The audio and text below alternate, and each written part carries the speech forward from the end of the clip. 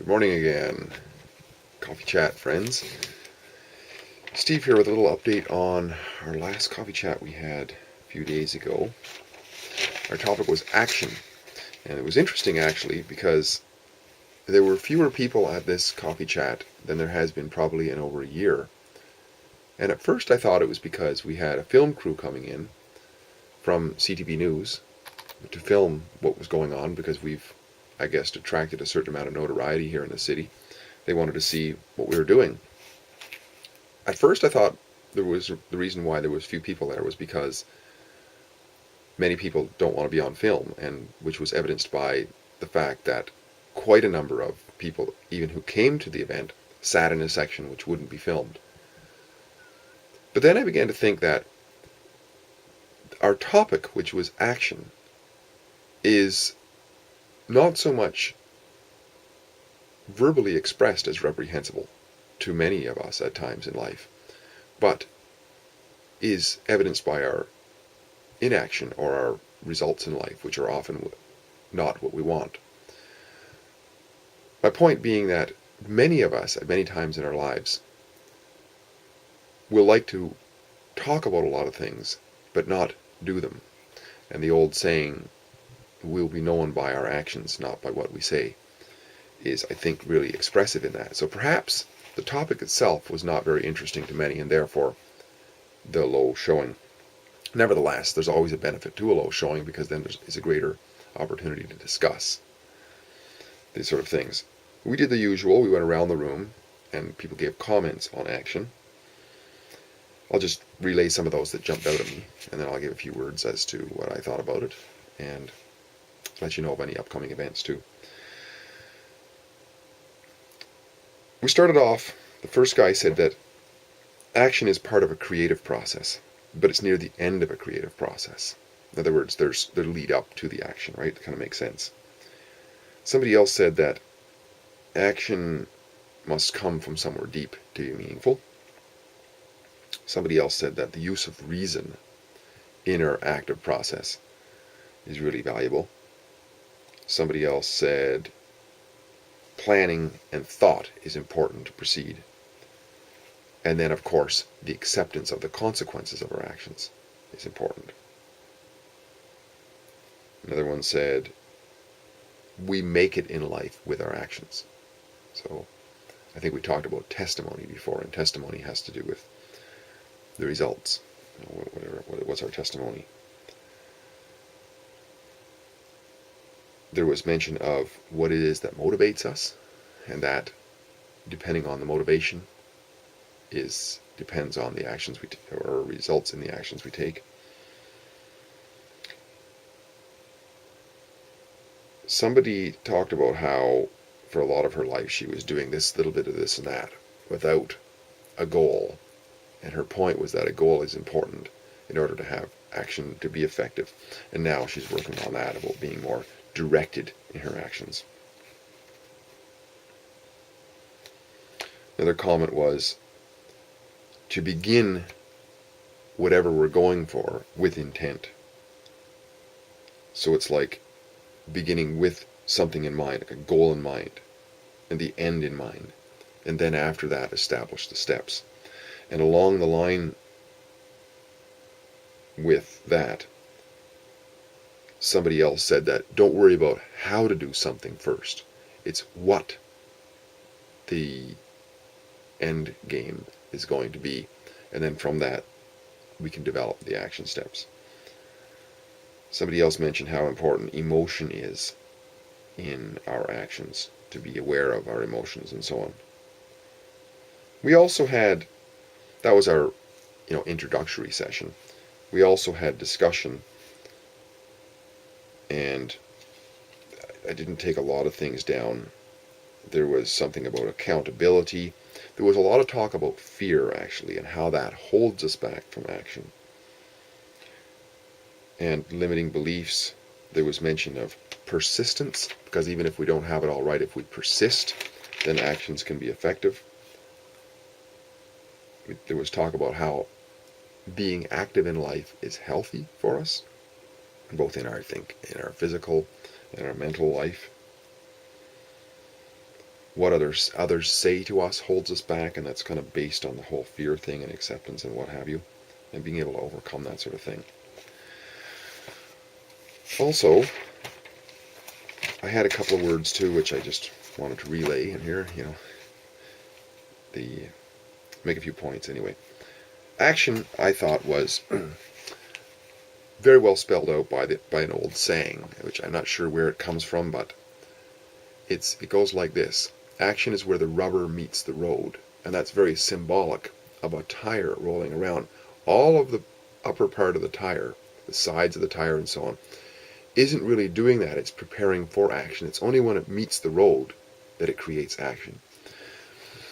And as far as us, individually, symbolically we can look at how our actions, when they're ineffective, it's like a wheel that's above the ground. It's not doing anything. We're just spinning our wheels. But when we can lower our wheels, pointed in a direction that we want to go, when they meet the road, then we have traction there, and it moves us. That action moves us in a way that we want to go in. I think it's really symbolic, and it's a really simple analogy of what propels us. What really propels us is the activities that we take, at least in the directions we want to go. Sure, we can be buffeted around by all kinds of so-called external forces and so on, but how we act within that is our rubber meeting the road kind of thing. And that's what's important, because the other stuff, so what? What are we going to do about it? Okay, the wind is blowing. What are we going to do about it? We're only going to work within to deal with the wind, right? By our actions. So why is action important, is the question I asked. Because, that's the first point I want to address, is why is action important? I would say it's because all the way from the smallest things that we achieve, the smallest things, like you sitting down to watch this video even, to the grandest things of, buying a house or getting married or whatever, they're never achieved unless we're at least prepared to act, and then act in some degree. Yes, there's those externals, and sometimes we just end up with stuff. But unless we're prepared to move forward and we begin to make the steps, it seems like they don't happen. A good little example is, and maybe never is too much of a blanketing term here, but let's stand on that point, because realizing that our injection into what we want in life is very important. The example I like to use is, if we have a broom standing in the corner, we can think about it and meditate over it all we want, but unless we're willing to pick up that broom and sweep the floor, that broom is not going to sweep the floor for us. At least I don't know how it's going to. Maybe it's possible, but I do know it's possible if I pick it up and sweep it. So I'm going to work with that. I'm going to work with what I know on that. Next question. What makes action more effective and successful? Well, I would say that, first of all, there's first thing that makes it more effective is the recognition or acceptance of what's not working. Now, this might sound counterproductive, but if you think about it, the example of AA, here are people who are debilitated by their addiction to alcohol, right? The first thing they have to do is they have to admit something. Now, the wording of what they admit, one could argue, could be improved or whatever. But basically what they're saying is, this is my problem. I've admitted it finally now. I have a problem, basically. And I feel debilitated by this situation. They say basically, I am an alcoholic. But what that really means, if you think about it, is that I feel debilitated by this product. And now I'm searching for answers. So, and they're accepting, they're recognizing and it's not wanted. They don't want to be possessed by that, right? So the acceptance of that. The next thing is the desire which flows from that. If you think about it, all of what we want in life comes out of what we don't want in life. If we want more money, it's probably coming from a situation that we feel we don't. If we want to lose weight, Usually it's coming from a place, it's always coming from a place that we feel we have too much weight, or we want love in our life. It's because we feel we don't have love, etc., etc. It's the same as what's happening in the AA situation, in that first gesture, right? But from that can flow, and if we cultivate that desire, which has come out of what's not wanted, we begin then to focus what somebody talked about, beginning with the goal, beginning with some sort of an end in mind, what it is that we want. And in the alcoholic's case, they want to be free of this. They want to have a clean life again, and have some sort of self-control over their life, or it could be whatever they come up with, but it's something along that line. It's the opposite of what they've been experiencing, right? But then there is the next step in being effective in action, is what a lot of people today would call visualization, or in older terms, prayer. It's like a mental construct of what it is that you want. And in strategic planning and tactical planning, say use the example of building a house, it would be the whole process which takes place before the house actually, even the ground starts to be turned. It's the whole assembling of the contractors. It's getting the plans in place and getting all the different regulatory stuff taken care of, and all that strategic and tactical activity which takes place, which helps to see the unseen. It helps to see the final product before it's there, and also and the steps.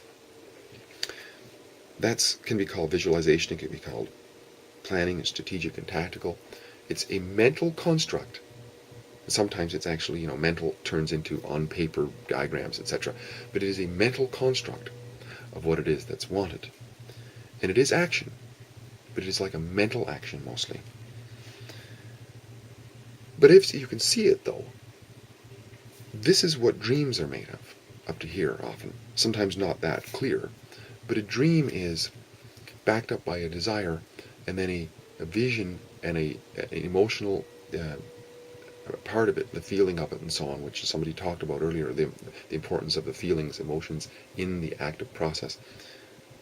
All of that is there, but unless we can transfer that somehow into action, then the alcoholic remains the alcoholic, the house remains in the planning phase, the dreamer remains dreaming about his lover or her lover. It never goes anywhere.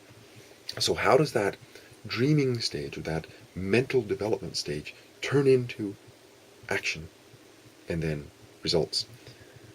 I say it has to do with a very strong form of belief, which is, I would even go so far as to call faith. And what I'm talking about faith in this case is belief with certainty.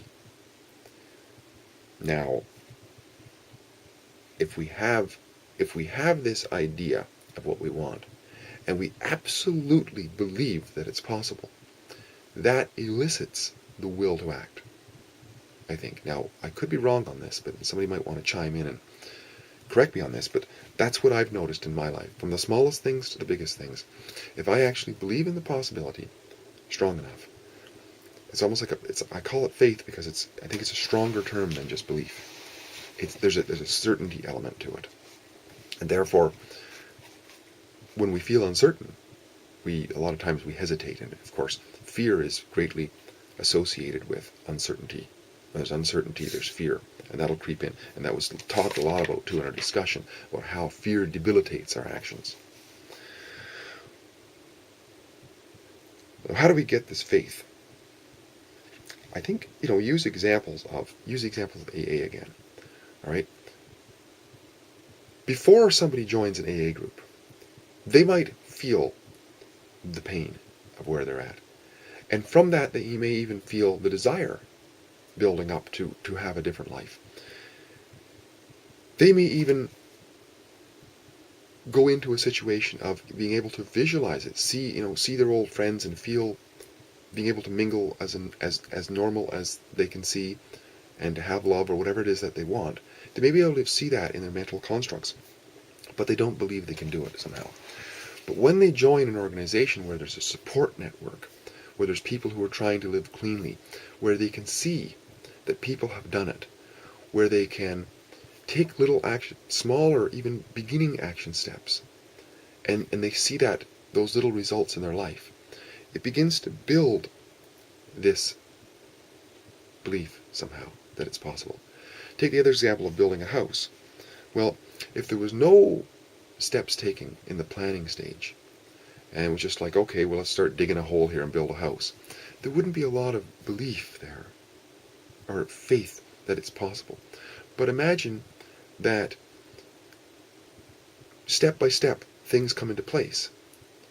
For example, financing is agreed upon. Now, the belief in whether it's financeable is taken out. Let's say there's a conceivable plan. You can see it. It's all there. And you have somebody who's agreed to actually take those plans and build something. One less chance for disbelief. All of these the little, almost like mental action steps or interaction with others action steps, coming together, help to develop this faith of possibility. Because without it, there's just uncertainty and fear creeping in. Once those are there in place, then the will is like a driving force, which says, now I'm willing to. If there's complete uncertainty, there's not will, because it's like you're trying to jump over a river and it's just too far. You don't have the faith for it. You don't have the belief that you can do it. So you're not willing to do it. You don't want to risk, because there's negative consequences. But once everything is in place, you feel very strongly that yes, this is a go. There's certainty there, will to act, action follows. And with all of this build-up, action takes on a certain flair to it, a certain substance to it. And I call that, there's a certainty to the action. So the action steps, I'm going to go to this meeting today, and because of all this lead-up that I have, it's going to mean something. I'm going to go to this AA meeting, and because I really have all of this build-up, this clearer vision of what I want, it's going to mean something. So there's a certainty to it. And also you can see the element of purpose there. There's a purpose for it. And that actually begins to spread into other areas of life. When there's purpose in an area of life, it almost seems like we can connect the other areas of our lives in support of that purpose. If we have a strong purpose to achieve something, all of a sudden we realize that, our nutrition is important, because healthy throughout the day helps me with that. We can connect all that. Our relationships are important. Our family is important. All those sort of things come together. So our actions assume a purposeful intent. And when we have action backed up by all of that vision, that strong belief, and the actions become purposeful and certain, we get results. And the degree to which we continue to take the action and incorporate, encourage others if necessary within our, say it's in the house building process, we keep in contact with those who are helping us, the contractors and so on. All of that are our actions. The degree to which we involve ourselves in all of this process which led up to it is the degree to which we succeed in our actions bringing us to where we want it to go in our projects. That's my comments on action. I think it is an extremely important component of what we do. I think that we as human beings, not surprisingly, would rather not act, because we want to be as efficient as we can. We don't want to just spin our wheels for nothing. But what that translates into is our tendency to want to take, for example, a pill rather than action steps that we somehow deep down inside know are necessary for us to be healthy, as an example, which may not involve a pill of a certain type. My point being that so often we like to sidestep actions we know we are probably best to take. And that's probably, once again, the reason why there's not as great of interest in a topic like action as others, even though it is extremely important. That's my words on action. If anybody has any comments, I don't know when this video will go out, but if it goes out before our next CK Speakers Forum, we are having Prakash Vanglet join us once again to talk about the Buddha's thoughts on meditation. Meditation is also very important, but it is an action step, of course. Anyways, the mind traps, mental traps that we can get ourselves into in this process. If you're interested, Tuesday evening, I'm not sure what the date is, but next Tuesday, if you get this video before then, this is April, I don't even know what the date is. I think it's the 15th of April, anyway, 2014, Prakash Vanglet. And if you miss his event, we will record it, and it'll be on the website as well. Nice talking to you, and we'll talk to you again soon. Bye-bye for now.